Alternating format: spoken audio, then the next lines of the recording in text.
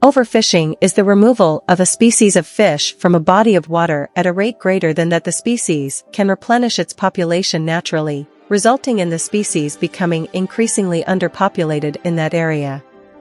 Overfishing can occur in water bodies of any sizes, such as ponds, wetlands, rivers, lakes, or oceans, and can result in resource depletion, reduced biological growth rates, and low biomass levels.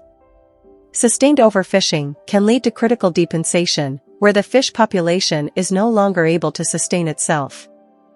Types of overfishing include growth overfishing, recruitment overfishing, ecosystem overfishing.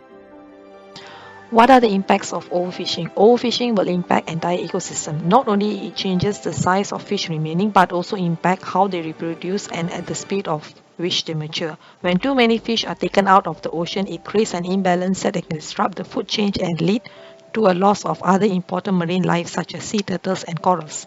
The demand for fish continues to increase around the world, prompting overfishing, and that means more businesses and jobs are dependent on dwindling stocks.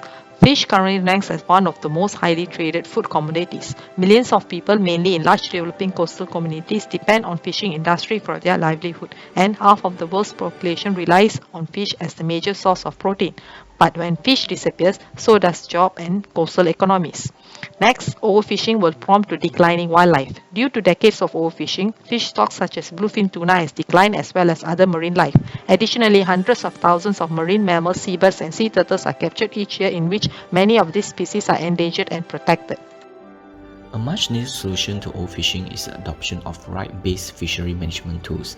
Traditional fishery management structure encourage fishers to catch as much as possible. With right-based fishery management, fishers are guaranteed a certain portion of the catch, but also agree to adhere to certain limits. Secondly, is by declaring marine protected areas. Expanding the size and reach of this marine reserve prevent overfishing and restore marine ecosystem. Thirdly, sustainable fishing reform can be applied to fishing on open seas and international waters.